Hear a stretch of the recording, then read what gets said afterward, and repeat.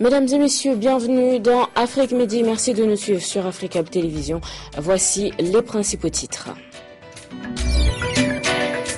La situation au Mali préoccupe la communauté internationale à nouveau avec les affrontements entre groupes armés et l'armée malienne à Konna. Le président français a annoncé ce matin que la France arrêterait l'offensive des terroristes si elle devait se poursuivre. Nouakchott, la capitale mauritanienne, a abrité la 5e conférence sur la complémentarité économique des pays de la région Maghreb. Le lancement d'une banque commune a été annoncé pour la fin du premier semestre. Et c'est sur le Mali que nous ouvrons ce journal. Au vu de la situation sécuritaire qui prévaut dans le pays, le Conseil de sécurité des Nations Unies s'est réuni hier et a demandé une intervention rapide. Le président par intérim, Dioncounda Traoré, doit s'adresser à la nation dans les prochaines heures et la direction des relations publiques de l'armée malienne anime également un point de presse cet après-midi à Bamako pour faire le point de la situation. Nous y reviendrons bien sûr plus en détail dans nos prochaines éditions. Et le président français François Hollande s'est exprimé sur la question au cours de ses vœux au corps diplomatique ce matin à l'Élysée. Je vous propose de l'écouter. La situation au nord Mali est déjà une source de grands soucis, pas simplement pour les Maliens, pas simplement pour les Africains de l'Ouest, mais pour l'Europe et pour la communauté internationale. Parce que c'est structuré là un groupe terroriste, mais également se sont organisés avec tous les trafics des extrémistes prêts à déstabiliser l'ensemble de la région. Ces groupes font preuve d'une brutalité. Nous avons, hélas, chaque semaine des illustrations et d'une agressivité qui nous menace, à tel point que la communauté internationale s'en est saisie à travers des résolutions du Conseil de sécurité. Les terroristes se sont regroupés ces derniers jours sur la ligne qui sépare artificiellement le nord et le sud du Mali. Ils ont même avancé et ils cherchent à porter un coup fatal à l'existence même du Mali. La France, comme ses partenaires africains et l'ensemble de la communauté internationale, ne pourra pas l'accepter. Et je le dis ici avec la solennité nécessaire.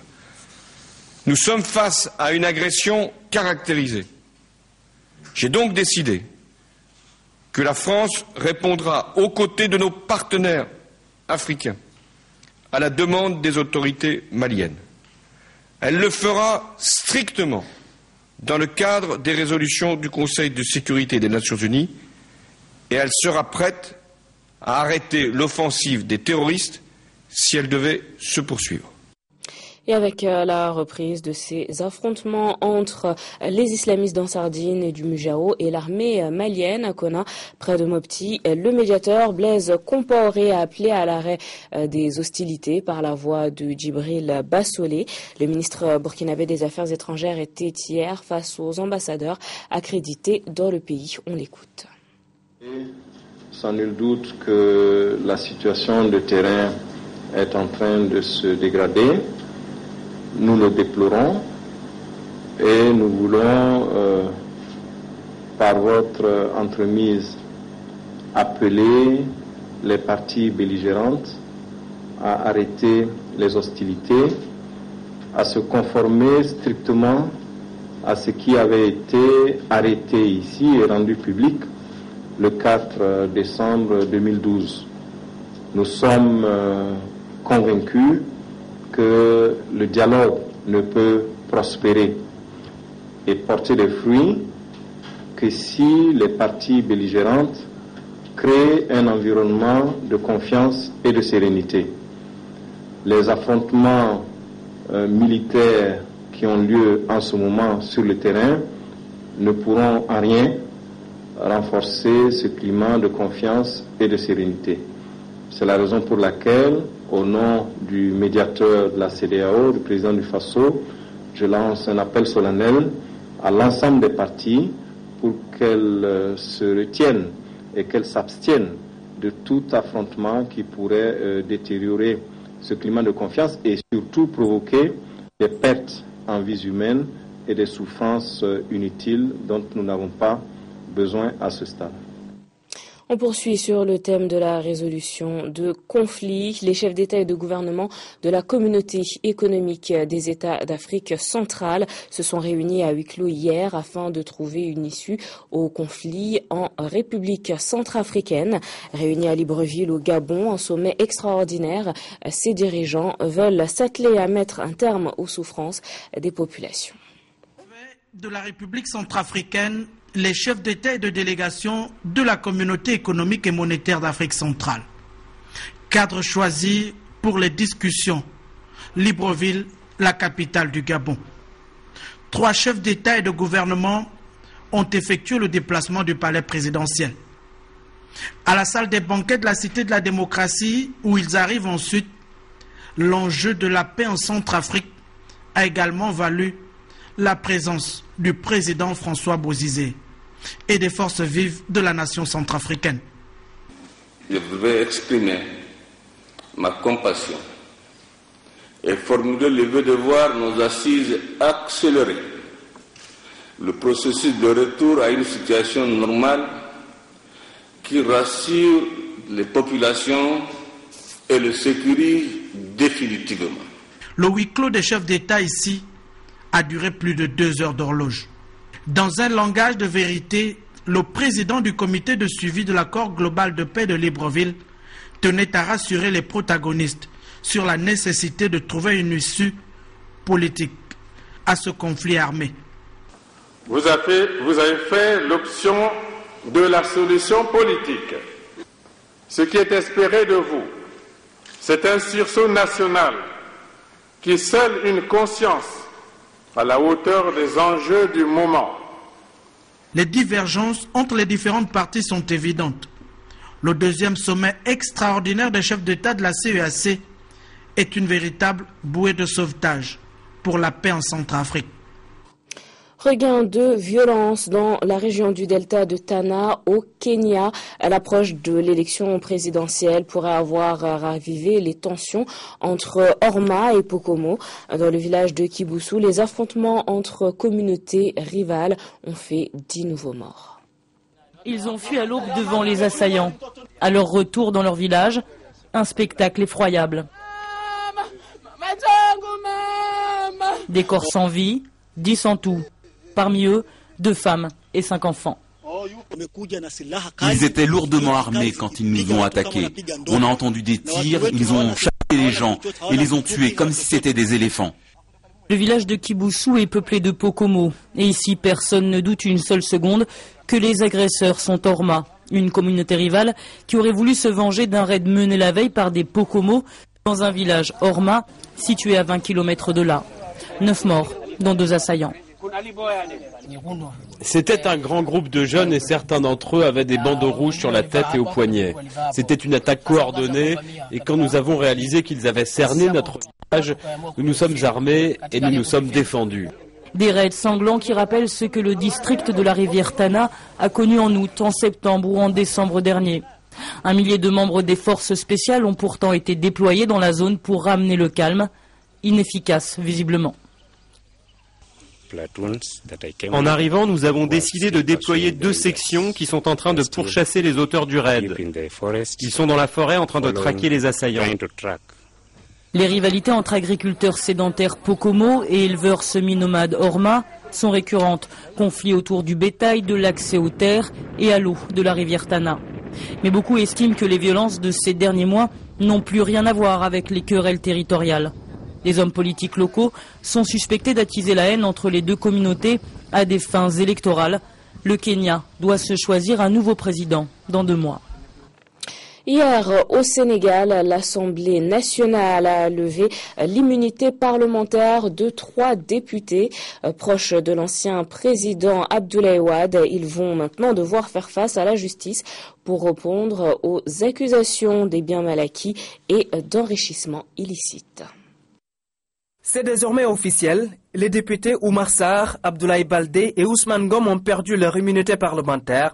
Les députés ont adopté à une large majorité le rapport de la commission ad hoc chargée de statuer sur la demande de levée de l'immunité parlementaire de ces 3 députés libéraux. Selon le rapporteur de la commission, Ibrahima Sané, l'Assemblée nationale, soucieuse de faciliter la manifestation de vérité et afin de permettre à la justice de faire son travail, la commission ad hoc recommande à l'Assemblée nationale la levée de l'immunité parlementaire des collègues Oumar Sarr, Abdoulaye Baldé et Ousmane Ngom.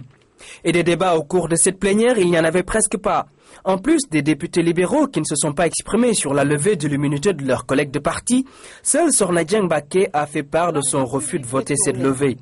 Dans son discours, la ministre de la Justice a rappelé le bien fondé de la CREI et souligne aux députés la Cour de répression de l'enrichissement illicite est bel et bien habilitée à piloter le dossier. Avant de terminer, elle a tenu à faire la différence des motifs d'accusation, à savoir le blanchiment des capitaux, les biens mal acquis et l'enrichissement illicite. Direction Nouakchott en Mauritanie où s'est tenue la 5e conférence sur la complémentarité économique des pays de la région Maghreb. Le lancement d'une banque commune a été annoncé pour la fin du premier semestre de 2013. La rencontre de haut niveau réunit des opérateurs économiques, des acteurs internationaux de l'investissement et de l'économie, ainsi que Christine Lagarde, directrice du Fonds monétaire international. Peut-être est-ce le premier jalon de la création d'une communauté économique maghrébine. Le lancement d'une banque commune au pays du Maghreb, annoncé lors de la 5e conférence sur l'intégration économique dans l'UMA, cristallise en effet de nombreux espoirs. Avec un capital de départ de 100 millions de dollars, la banque aura son siège à Tunis. Cette banque donc, est destinée à financer des projets structurants, donc d'autoroutes, de promotion également des nouvelles technologies, et également d'énergie, parce que nous avons parlé d'énergie et des déficits énergétiques à l'échelle maghrébine. La Banque maghrébine d'investissement et de commerce extérieur verra le jour à la fin du premier semestre 2013. Chaque pays contribuera à hauteur de 20 millions de dollars. Elle devrait contribuer à l'essor des échanges dans le Grand Maghreb. Un avis partagé par Catherine Lagarde, directrice du FMI, qui déclare ici que c'est la première pierre d'un édifice en construction et dont chacun a considéré qu'il était nécessaire à la fois sur le plan de l'activité économique, mieux partagée, de la véritable prospérité et de la création d'emplois et aussi de la sécurité. Rappelons que cette 5e conférence sur la complémentarité économique dans le Maghreb a pour thème les investissements intermaghrébins et leur impact sur l'emploi. Une réunion de haut niveau qui regroupe responsables gouvernementaux, experts financiers et acteurs du secteur privé. Et on termine avec un mot de santé. Malgré les températures qui se rafraîchissent, les risques de déshydratation sont toujours présents. Même si la soif est moins aiguë qu'en été, nous devons tous boire 1,5 litre d'eau par jour pour être en bonne santé. Et très souvent, notre consommation se situe bien en dessous, comme l'illustrent dans ce reportage nos confrères du Maroc. Les Marocains ne s'hydratent pas comme il faut. Leur consommation moyenne, toutes boissons confondues, dépasse à peine le demi-litre par jour et par habitant. C'est 3 fois moins que les recommandations des nutritionnistes. Il est bien sûr important de boire le maximum d'eau car c'est bon pour la santé et pour le fonctionnement des reins.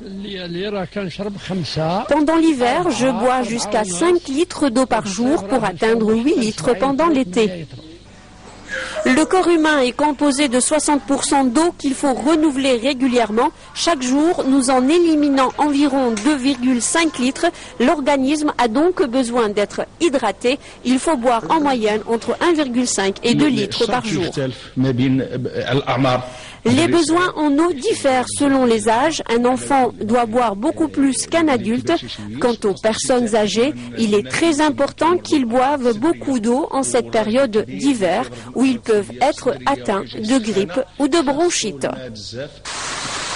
Vous l'aurez peut-être deviné, c'est le thé qui vient en deuxième position après l'eau avec une consommation de plus de 15%, suivi des eaux gazeuses et du café. L'eau en bouteille, quant à elle, n'a pas la cote avec une consommation qui ne dépasse pas les 4%, sans doute à cause d'un prix trop élevé. Voilà, c'est la fin d'Afrique Midi. Merci de nous avoir suivis. Ne manquez pas à partir de 19h45 Afrique Soir qui vous sera présenté par Kolsien Garsou. Bonne suite de programme et excellent week-end sur Africable Télévision.